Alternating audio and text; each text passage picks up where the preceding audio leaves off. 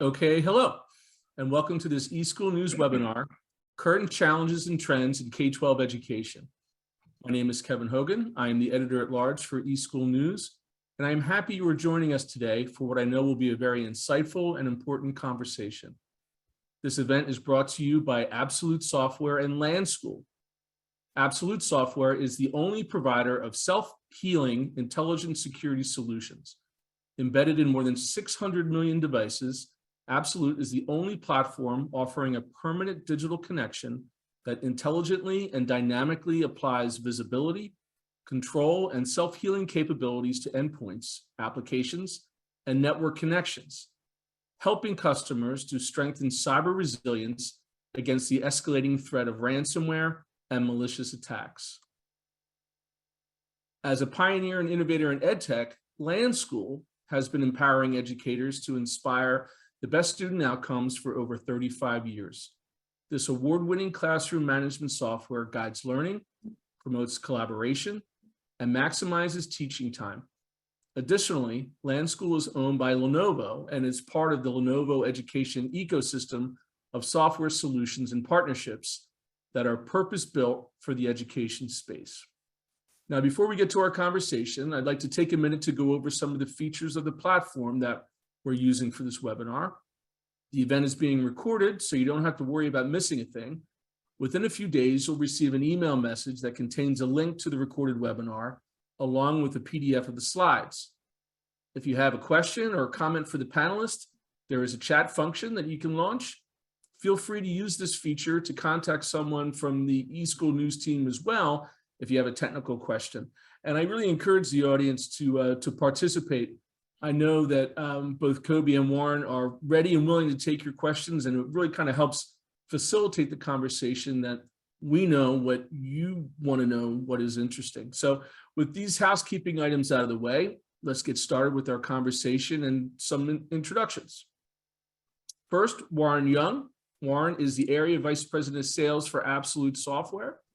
Warren is a 20-year veteran in the endpoint security space and has spent much of that time working with K-12 organizations across the US.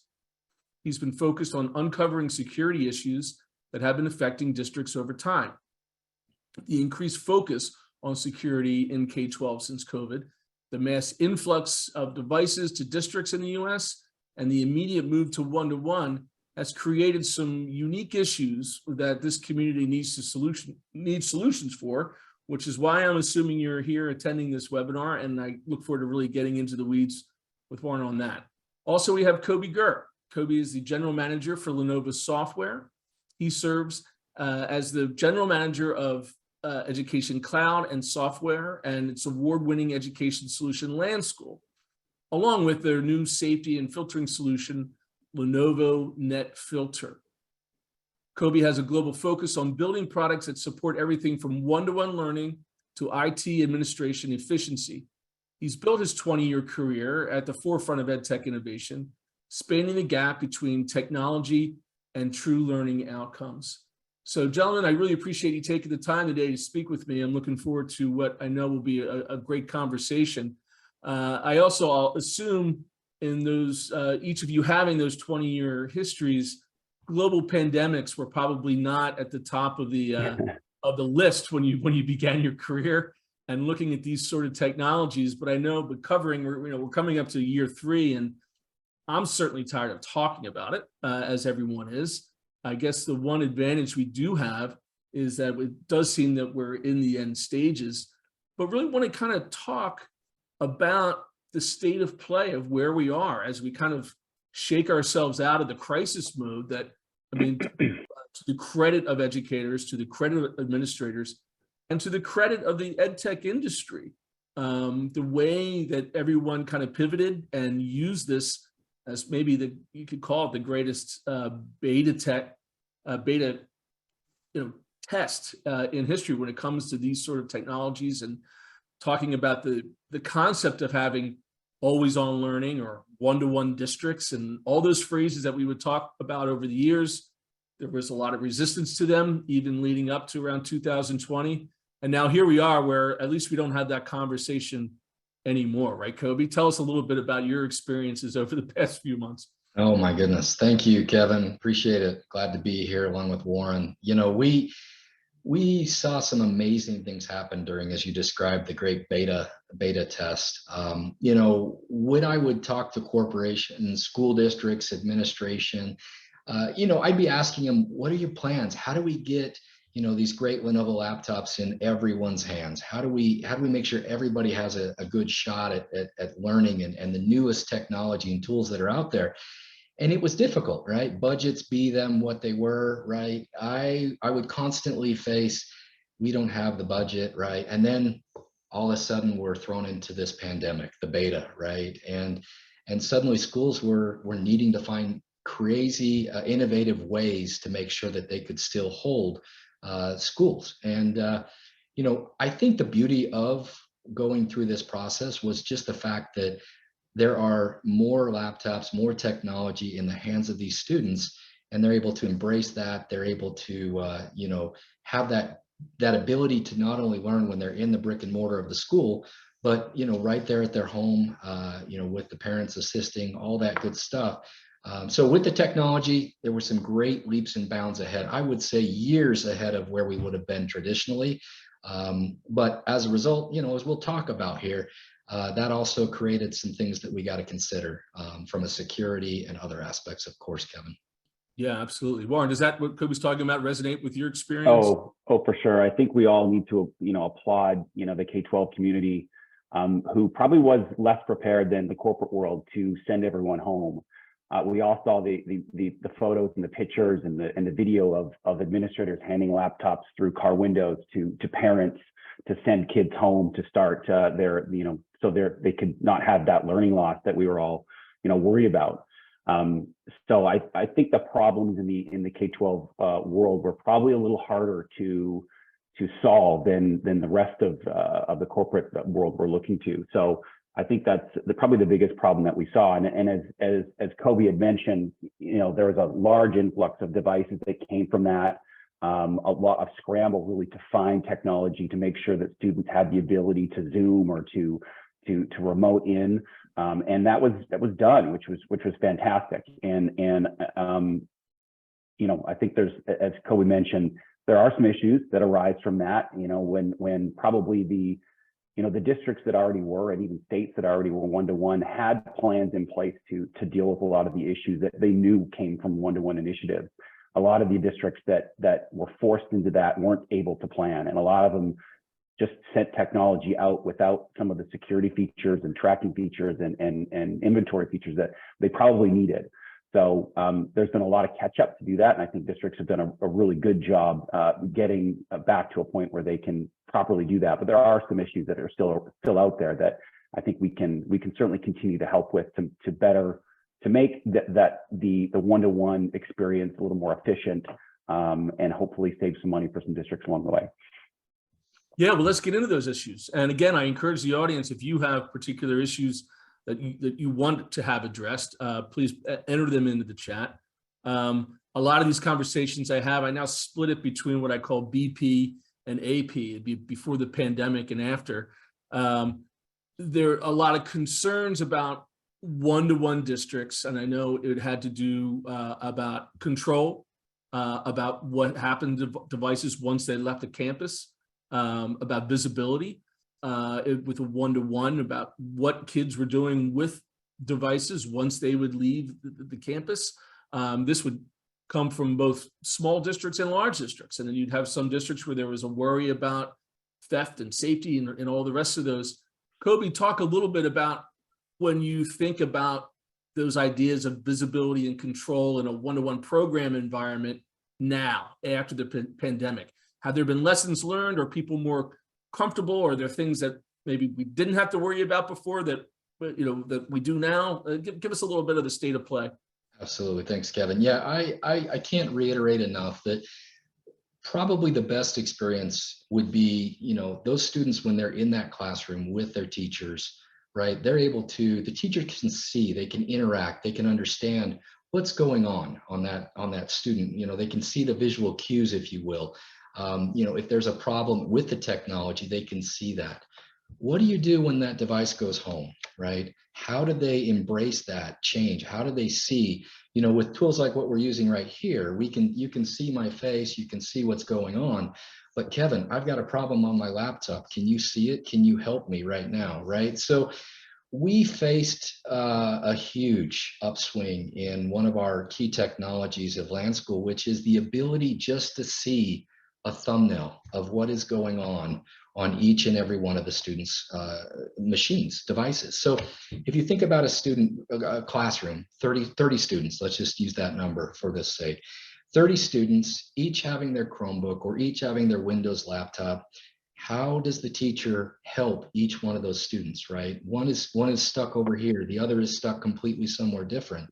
That compounds when they're at home and not able to, you know, find those things, get those visual cues. So we saw a huge uplift in the ability, just that one feature, the number of teachers and administration that came back and said, wow, I can actually have that same experience like I was in the brick and mortar of a classroom, because I can see what the students are doing and I can engage them and help guide them along with that path moving forward. So that was something that was definitely needed to help bridge, you know, that divide that was created.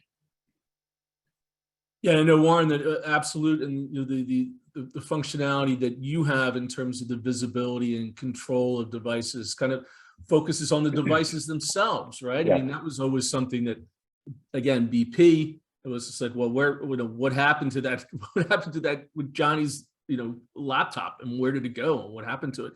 Can you talk a little bit about the device, the device management itself and the reclamation of that technology and how to keep those things in? Yeah. You know, a lot of what, you know, our history at Absolute, those who know us from our CompuTrace days, was around securing an actual device itself. So if something happened with the device, we would track the device, locate the device, recover the device. We saw a really large influx in the need for that after COVID. And a lot of it was, you know, you can control a device in your environment, in your network, when it's in a cart in a classroom, right? You're not going to have the loss or you know, drift of those devices when that's really how things are looking. Now, when things go home, you know, automatically you do lose, as Kobe said, just the control of that device. You know, what's happening with the machine, who's using the machine. Can you, if there's a problem with that device, push out the necessary fix for that or what have you. So when it's outside of your network, which is something that Absolute does, is really extend your network with the agent we install on the device. Can you continue to do that? And the beauty of what Kobe had mentioned as well is now that we have students with devices in the classroom, bringing those devices home, it really extends the ability to learn, which is great, but that device has to be there, readily available and usable. The reclamation side is an interesting and unfortunate byproduct of all these devices going home. And again, going back to when we were just really strictly tracking devices for loss and theft, you know, we always would tout about a 5% loss rate is what you can expect. You can expect devices to be, you know, as teachers or students, you know, leave the district, or people leave things on a bus or in a park, or, you know, it goes missing from the school. You would see that issue being around 3 to 5%. We've heard numbers as high as 20 to 25% now.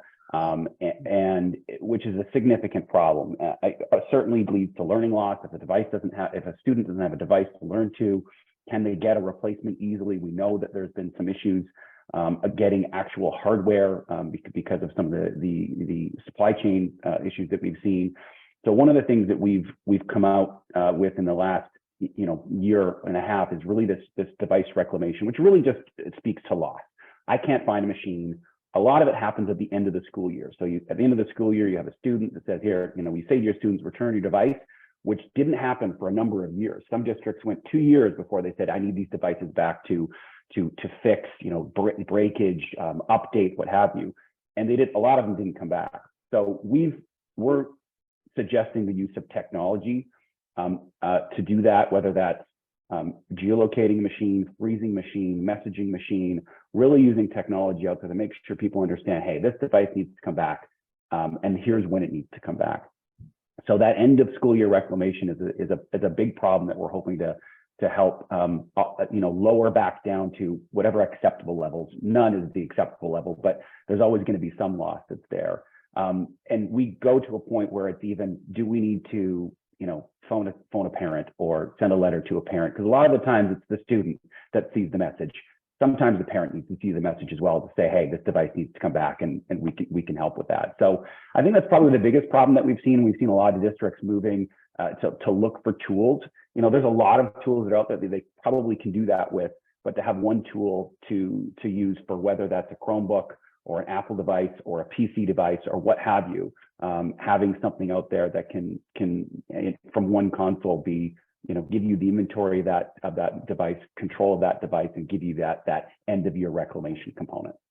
Yeah, I think one of the unintended consequences of all this is like an intensified relationship between districts and parents, as you were mentioning, just in terms of having them involved in the conversation, right? I mean, that seems to be one maybe point that is a takeaway for districts. Like, if the more that the parents are engaged and feel responsibility maybe to sign that that AUP, the more likely that will mitigate those losses. Does that sound accurate? Absolutely. I know another major issue that even during the height of the pandemic continued to be a number one pain point for administrators and educators was cybersecurity, and the threats of ransomware. It certainly seemed to spike over the past several months. Maybe you could talk about where you've seen the districts that you're working with respond to those things and defend against those things, because now that we're kind of again receding from that whole idea, the cybersecurity issue seems to be as much of a threat than ever. Yeah, great. Thanks, Kevin. Usually I don't think of school districts or education as that primary attack vector when it comes to a ransomware attack or malware or something of that nature. But believe it or not, it's a pretty common practice that they are targeting schools and districts and things of that nature. So we definitely saw a concern for the K-12 environment. And ransomware is one, but you've still got the malware, the spyware, phishing, right? How do I socially engineer and try to get passwords, things like that. So it's definitely prevalent in the space. The real key that we found is, how do you get ahead of that, right? You have to have technology, edtech technology that can be AI based and can recognize these kinds of attacks, right? And this is going to happen at the edge. This is right there with your web filtering technology. And we know that all the schools that provide internet access by law, they have to filter that type of content. And so it's always ever evolving. There will be a new one that comes up, I'm sure, tomorrow, and it will be exploited. The real key is focusing on finding a solution that is AI driven, and that those vectors can adapt and overcome, and thereby lessen that impact on IT teams, so that the vulnerabilities don't take away the time. The time is precious, obviously, and we can reduce that attack vector on education. So we were very excited with our Lenovo NetFilter to bring that technology to market just in time, during the pandemic to help alleviate some of those concerns. But we need to make sure all the schools definitely have ransomware, those things in mind, because you may hear about the big corporate entities that make the Wall Street Journal or what have you, but there are districts that equally get to pay up in the funds and processes. Yeah, one of the things I love about covering the education sector is that for the most part, people are ready to talk about their solutions and share best practices with each other. When it comes to cybersecurity, maybe not so much, especially if a district has experienced a loss or has experienced a threat. And when you look at the public exposure to that, something it gets tougher to talk about. Warren, how do these issues kind of work in within the mission of Absolute, and how you help serve districts? Well, yeah, Kevin, that certainly hurts when you have a district that ends up having, your students can't learn because of a ransomware issue. We really work more on the what we call persistence and resilient side. So we do some work around helping to remediate ransomware, but there's lots of tools that are out there to help make sure that you don't get that ransomware attack from the get-go. Now, the problem with most tools that are out there is their software, right? So there is ability to stop that service from working, or sometimes they can break and aren't up and running.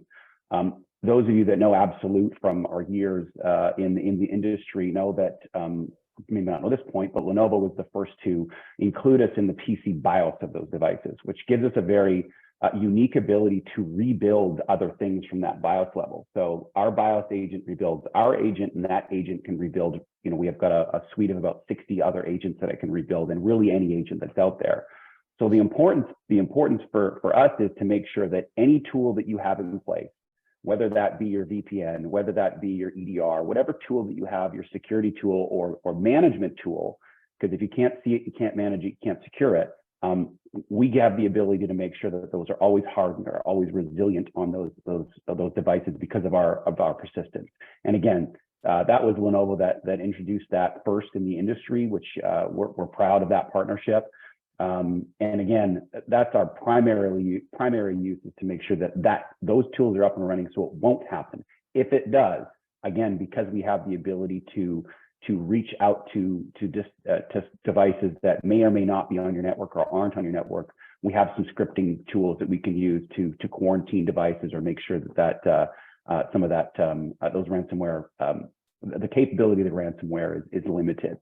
So we really kind of focus again on the pre-side, which is let's make sure it doesn't happen with the tools you currently have, and then we have some ability to help if it does.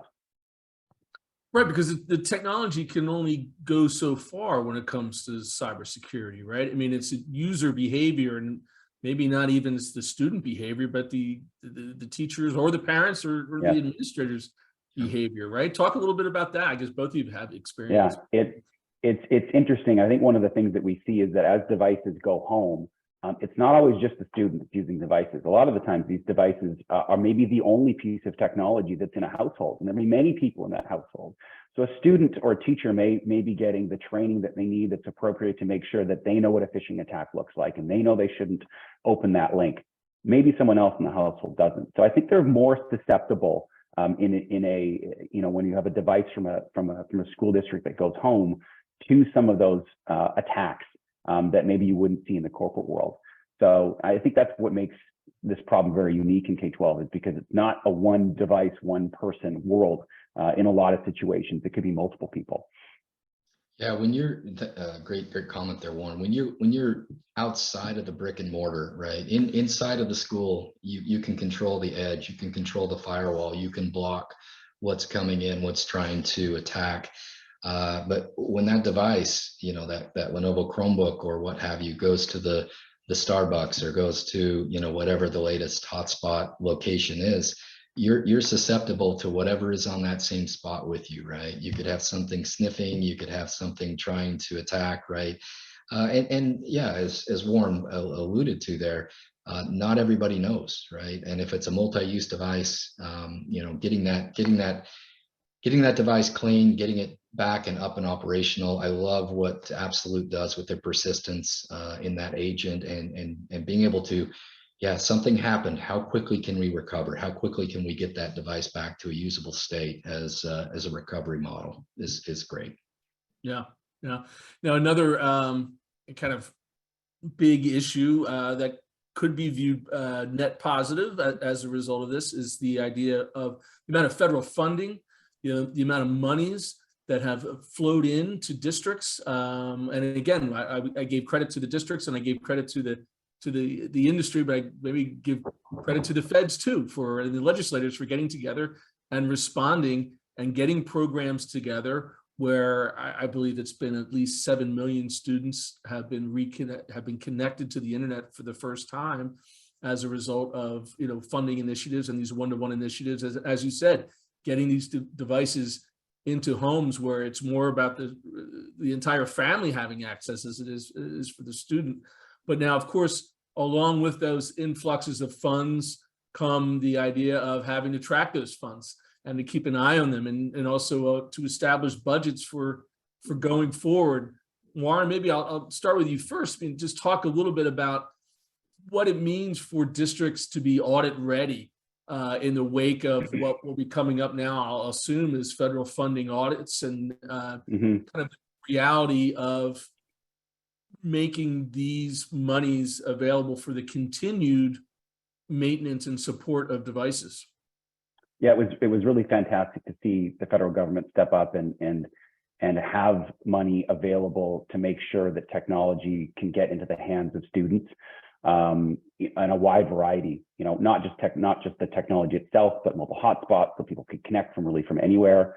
You know, that was under the E-rate ECF umbrella, and we were really happy to see a lot of districts utilize that, and a large influx of devices were handed out due to that. Some districts were 40,000-50,000 devices were able to sent out to every student, which was great. What we're expecting to come from that is some audits from the government to say, what was that funding used for? Where are those devices today? How are they being used? So really having that digital tether to that device to collect data, to make sure there's insight, to say, here's how much it was used at home. Here's how much it was used at school. Here's how much these particular applications were used. Here's how much particular web usage were used and the websites that they were on. Really talking about the usage of that machine and making sure that they still have control of those devices. Again, going back to the loss issue, when you roll out some tens of thousands of devices, the ability to audit inventory and control the machines is exponentially difficult as they leave your school and leave your network. So the ability to have that digital tether, not only to know where it is, but what's been going on with that device from the beginning of when it was rolled out to whenever that audit happens to occur, is really good data to have. So that's something that we keep, and it's online, and we collect that data every time that device effectively calls home. That device calls our monitoring center on a daily basis, and we collect that data as it's been used. And have that ability we have reporting that will give you, an audit-ready capability to say, here's all that information that you require to prove usage of that device, which we haven't seen a lot yet, but some of the larger districts that we've been talking to have said, we expect it. It usually happens, so they want to be ready to make sure that when that question comes, they have answers. So it's a cost justification with the expectation that's coming, but I'm assuming that sort of information is valuable when they go to their school boards, for instance, to approve. We always hear that school boards, superintendents love data and love to be able to certainly show that the rather large spend of technology, and a lot of this comes from taxpayers, parents, whether that's a bond that was floated and that money was used to buy technology, to really prove the usage of that technology and the benefit of that technology, not that it was just sent out and, we're not sure how much it was used or why it was used or the benefit of that. So we really were trying to make sure that we can help prove the benefit of the large spend of that technology out into a district. And again, Kobe, it seems, these are sort of analysis techniques that you would see in the corporate world, for a long time, that maybe not have been applied into education. As a result of this upheaval and going through, and in terms of measuring utilization and the return on the investment for some of these devices and subscription license, administrators need to have a more of a kind of an advanced sort of thought about the management of these things, right? Talk about some of the solutions that I know Lenovo does in other categories, other verticals in the industry that maybe they haven't used in education before. Yeah, I think Warren was spot on. I can attest that in many of our recent large corporation or districts, if you will, administrations that have come to us, they have all wanted to be able to see, land school. How many times did students use the chat feature, right? How many times did a teacher push a website? What were the most used capabilities? Actually, one of the greatest things that I never thought would be one of the most popular features in there was chat. Why would chat be such a popular feature? I asked myself, and turns out, peer pressure. Nobody wants to raise that hand and be seen as I maybe have not known what I've done. So the ability, as Warren alluded to show the utilization of this technology, to show that all of this investment, all of this spend went to bettering the lives of these students and growing them.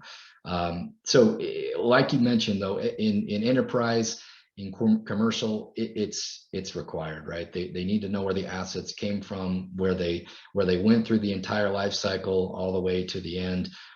You know, at what stage they're at, you know, are they fully patched, all of those aspects.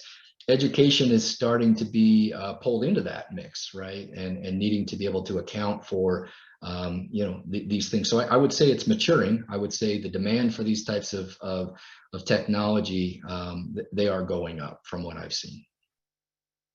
Good stuff. Yeah, another aspect, again, BP versus AP, I would probably ask the question of you, Warren, like, how important actually is the idea of device geolocation? My instinct as a parent might be is like, well, that's maybe a little bit intrusive about exactly where that device is at any given time, whether, you know, if it's in the house or if it's in the library, or you say it's in the Starbucks. Talk a little bit about that particular aspect of the data and how important geolocation has become when it comes to the management of these devices.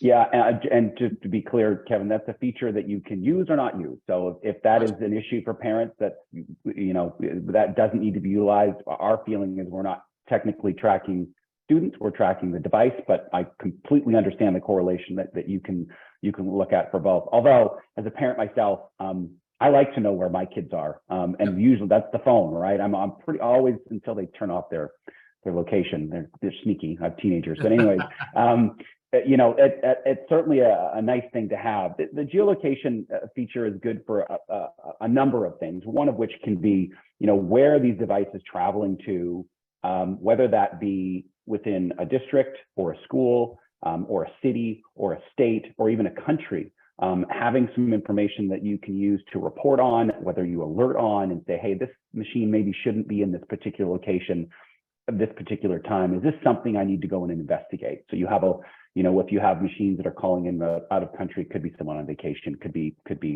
you know, something non-nefarious, but it could be as well. So it gives you that information around really the knowledge of what's happening with those devices really anywhere. And we don't use the same technology that cellular companies would use for phones. Obviously, we're going to be using things like IP and geolocation via you know, any method that Google would use, really. So anything to do with IP. So as that device gets online, we can track the IP address and map that fairly well, which is really how we do that. The other side of it is, and this is something that we don't sell to. This is not something that is part of any of our feature set, because we have a good, better, best product, but we're seeing a large or a larger amount of requests to help track students that are missing, and we're happy to help with that. We have, again, going back to our CompuTrace days, we have a group of ex-law enforcement that work with local law enforcement when these devices are tracked in a lost environment. What we don't want is, we don't want school districts or administrators going to a place where they suspect a machine is and say, hey, this is our device, we want it back. These devices end up in some places where you don't want to go. Devices are very easily sold and can be very expensive and can be targeted. So really what we're trying to do is make sure that we keep anyone in the district safe from that sort of thing, and let us have the expertise there. But if there is a student in distress, or a student that has left the district and you need some help to try and locate them, we're certainly going to help to do that. Again, not a feature that we charge for. This is, we're going to absolutely try and help students in any way that we can. And they usually take their technology with them, but they know how to turn off their phone. They don't necessarily know how to turn off their laptop. So the geolocation is good for a long list of things, you know, from inventory all the way to student safety, and it's a feature that's probably one of the most utilized features that we have in our technology stack. That's really fascinating. That was not even something that was in my realms of possibility that would be used as a crime fighting tool. So that's amazing. Question coming in from the audience. Our school district is working on a contingency plan in the event that our district domain or Active Directory has been hacked. and possibly ransomed. Is there a blueprint that you may know of that will give us guidelines of what vulnerabilities to address and what processes we can use to keep education going after the fact? Good question.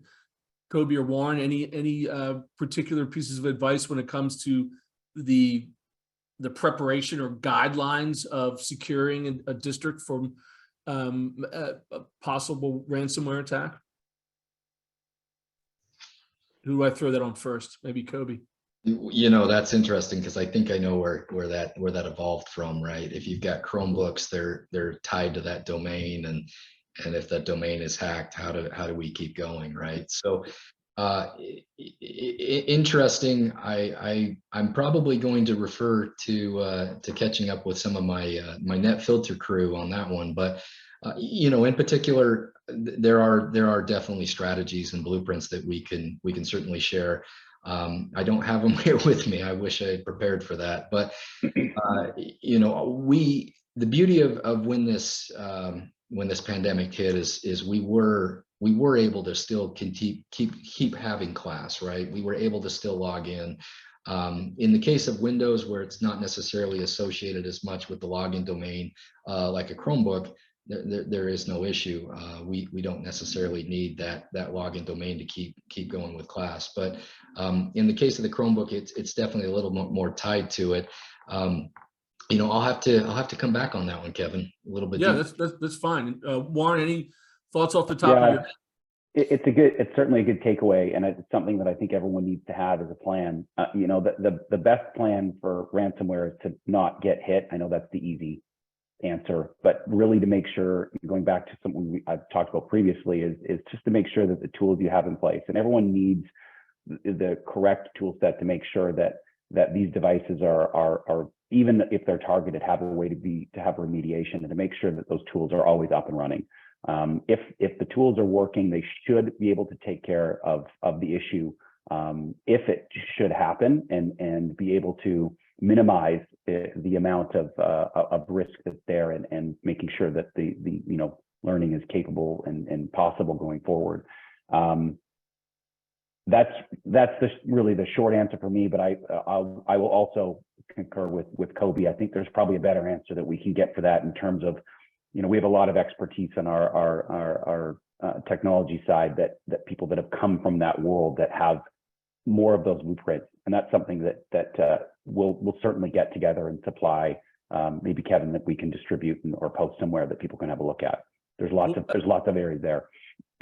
Yeah, absolutely. As I mentioned at the beginning of the event, we're going to be sending out an email a couple days after, you know, that has a replay of this event, but we can also include some resources in that, maybe as a takeaway.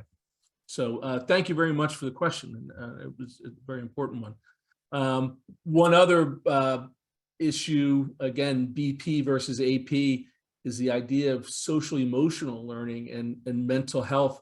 And, you know, having covered this space for a long time, I would say before COVID, it was always something that was kind of a nice to have. Maybe districts that were well off might try to add it into something of a larger piece of their curriculum.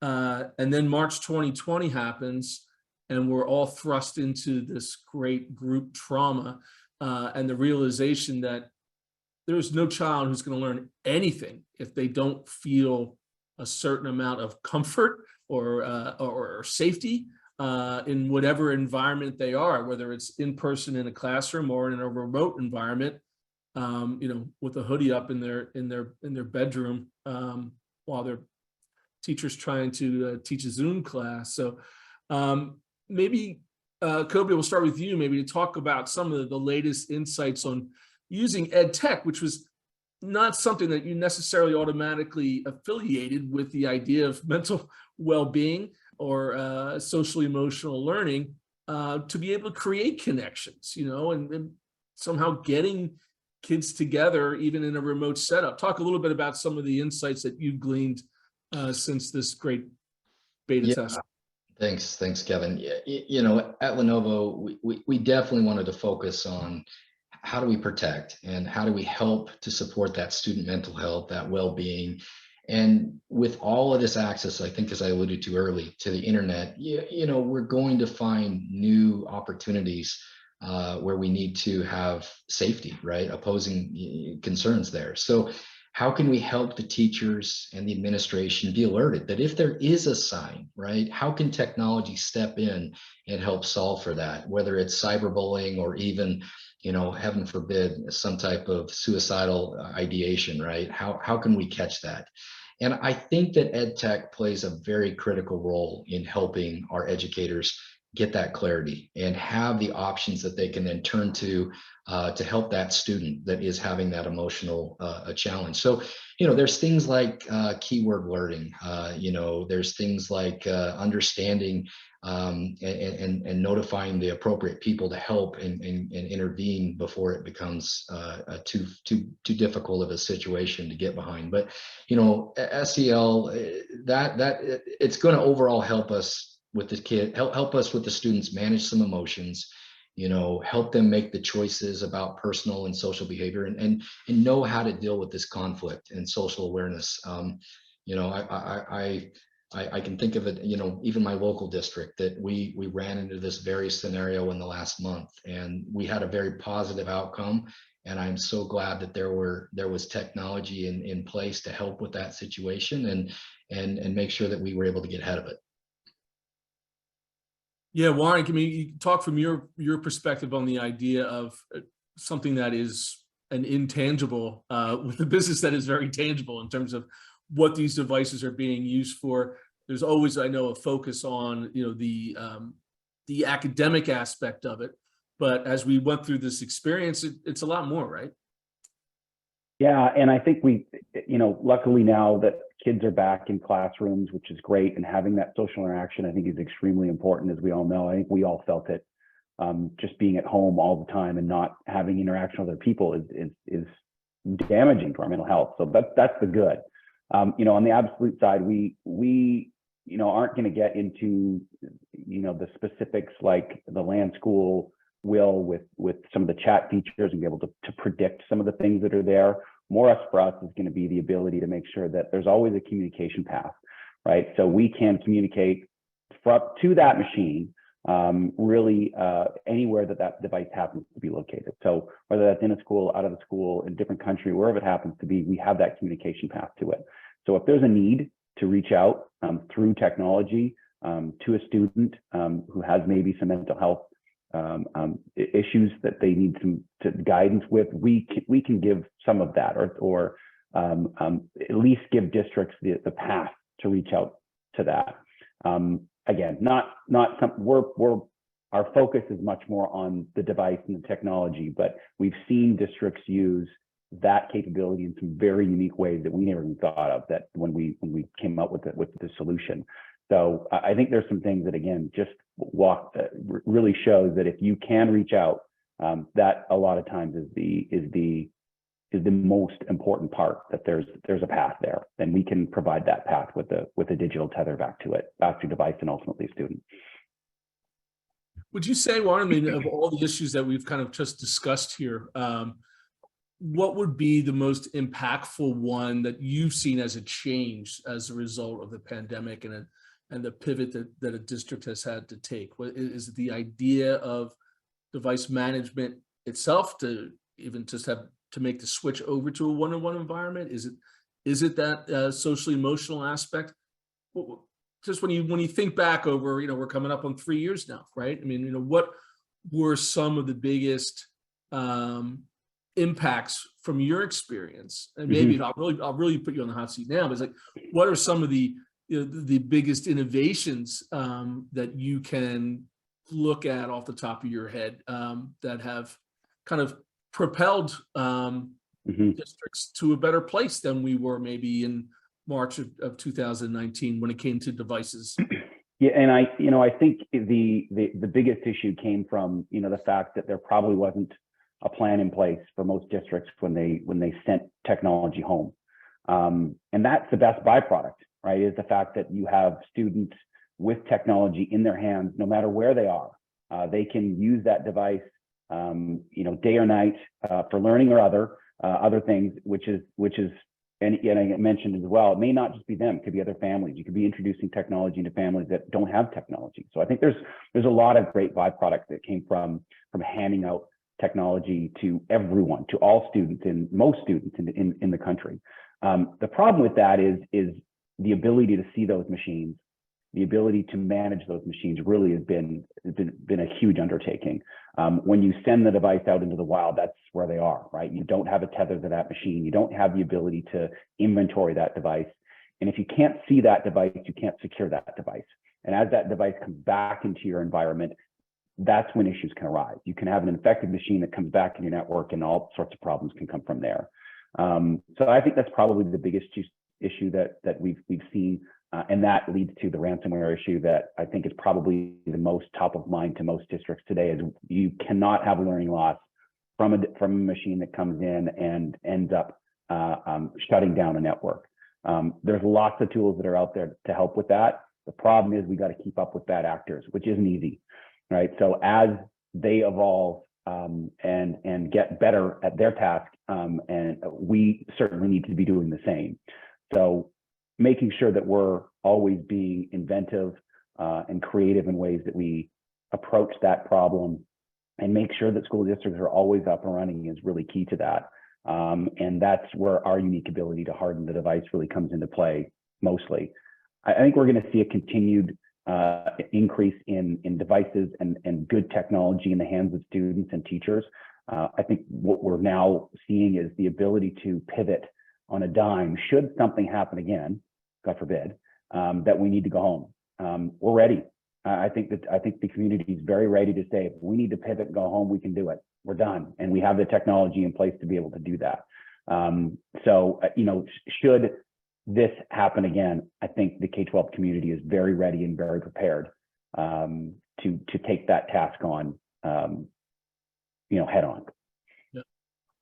I'd add on to what Warren just said there. I think that was the biggest change, right? Gone are the days of the snow day, right? Where we're just gonna take a couple days off. We can start school. You can make that pivot. I liked his word there. You can make that pivot, and tomorrow, you know what, we're doing online learning. Everybody's ready. They've got the technology in their hands to do it. They've got the tools. They've got the teachers in the space where they can make that shift. Doesn't necessarily replace, right? Doesn't replace that in-person learning, that social aspect, but it's the plan B. They now have the plan B ready to go. It's in the wings, ready to go. Where, before the great beta test, we weren't ready for that. Yeah. Well, so maybe instead of snow days, we can have mental health days. There you go. I know, as a Philadelphia Eagles fan, that Monday, the school district of Philadelphia delayed the start of school for a couple of hours, and then again, you can have some remote aspects of that. Just take a day for yourself and to recover, right? I mean, it's just a maturity as these things go. So many different aspects of things that have changed, since this particular pivot. Let me ask each of you now to kind of look into your crystal balls and kind of see what is on the horizon for the next 3 or 4 years. And let's look at it as a kind of a glass half full scenario. So let's say the funds keep coming from the feds, right? People have figured out their budgets and how to maximize their budgets to continue these programs, and there's no fiscal cliff. What are some of the best case scenarios that districts can plan for in terms of the evolution of their one-to-one programs? Who do I throw that at first? Maybe Kobe, I'll put you on the hot seat for that one. Yeah, as I think about that, Kevin, right, the funding and the help that came as a result, right, we went leap year, we went far ahead of where I think there was a 5-year roadmap at some places to try and get to where we are now. So that was a huge momentum in moving it forward. What I have seen as a result is, I get the great opportunity as we build this computer software to hire, right? I get to hire these folks that are graduating, these seniors. I get to see them move into college and intern, even with our Lenovo software crew. They are so much more prepared They are ready to enter the workforce because they are, I mean, they've lived it, right? I have had the opportunity to actually work remote for the better part of a decade now. That was foreign to me. That was completely foreign to me prior to that, right? So these students, these great folks that have moved into the workforce, right? This could be their new norm. Now, granted, we love them to get back into the offices and things of that nature, but just like you, Kevin, you happen to be somewhere in the US of A today, and it's not your home base, but you're able to conduct these things. So I think it helped, helped move these folks towards that next level of this is what the real world is like, right? This is how work could be in the future. Yeah, Warren, I'll throw that same thing to you. I certainly agree with what you're saying, Kobe. I mean, I think just in terms of the students themselves becoming comfortable, Yes. all these things that we see as, I mean, I still see this as a novelty, right? I still feel kind of like Alexander Graham Bell a little bit as we sit here and have this Zoom call, but to my children and to students, this is the way it's always been, right? Yeah. Warren, what are your thoughts? Yeah, again, going back from what we started, the best part of this is technology is in the hands of students today. It's probably going to be one of the things that I know we need to continue. They're going to be used to having that technology in their hands and learning with technology, which is great because, as Chloe mentioned, that's how the world works. Everyone's got a device in their hands, and that's their ability to learn, whether that's online or communicating with peers, is really something that I think has become standard practice now and will continue over time.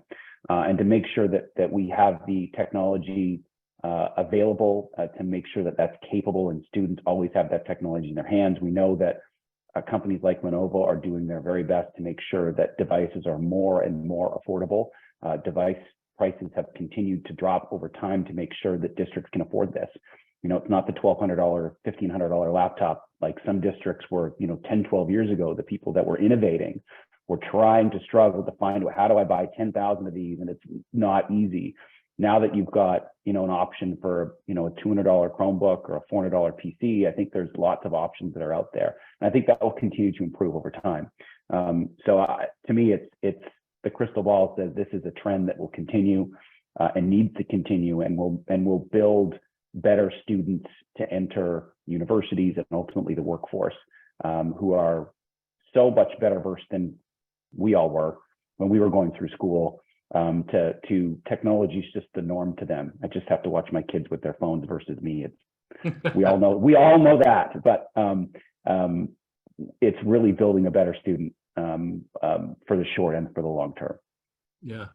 No, I knew the toughest part of my job this afternoon would be to end the conversation. There's so many aspects of this that are hugely important to districts and to administrators. But maybe I'll throw one more at each of you as we get to the top of the hour here. For folks who are in the audience who are there and they have some sort of one-to-one setup, right? I mean, they've gone through it. They're at a certain stage now. They're looking to either grow it or strengthen it, or even maybe in some cases, there's probably still some maintaining that needs to go on. What piece of advice would you give them as a takeaway, as maybe as a first step towards meeting that goal? All the different aspects that we talk about here, what would you recommend for them to be at the top of their action plan? Kobe, I'll jump on you first on that one. Yeah, that's a great question. And I know everybody's at a different stage as it relates to this program and moving to one-to-one. Obviously, the most, you got to start with everyone needs a device, right? So if we aren't there yet, that's where the pyramid starts, right? Build on that. Second than that is making sure that you've got technology that can protect that device. And so that's great technology that Warren's mentioned from Absolute. That's things like filtering. And when I say filtering, not just filtering your brick and mortar in the school, that thing needs a filter on it when it goes home, right? So it's still protected everywhere, because if it's not a effectively safe device, how can we use it? And then finally, I would say that the top of that is putting things in place like a land school that enables administration and teachers to be able to get the most out of that, right? Being able to use that technology, share screens, share time efficiencies, allow a cautious student to raise their hand and ask a question, and really benefit from all those time-saving things together. So I think it's those three things in that order, in my opinion. Yeah, and Warren, I'll leave you with the last word with some advice that way. Certainly, and we speak much more to the security side of that, and going right back to your first question around visibility and control of your devices is paramount, right? There is a need to make sure that you always know what you have, you always know where that technology is, how it's being used, and as I mentioned earlier, if you cannot see this device, you cannot secure this device. And not having knowledge of where that device is and how it's being used opens you up to possible security issues down the road. So just like everything else, if you're securing something, it must be seen. So can't secure it, can't see it, can't secure it. So that's for us on the security side of things is first and foremost, make sure that you have a really good knowledge of everything that you have in your environment. Where is it? Who's got it? What's happening with it? Great. Well, I see that our time is just about up, so I'm going to wrap things up here. I'd like to thank both Kobe and Warren for their insights. Very informative presentation. And I'd like to thank all the audience members for joining us as well. As a reminder, you'll get an email within the next few days that contains a link to this recording along with the slides. Thanks again for participating and have a great day. Thank you. Kobe, Warren, thanks very much. Thanks, everybody.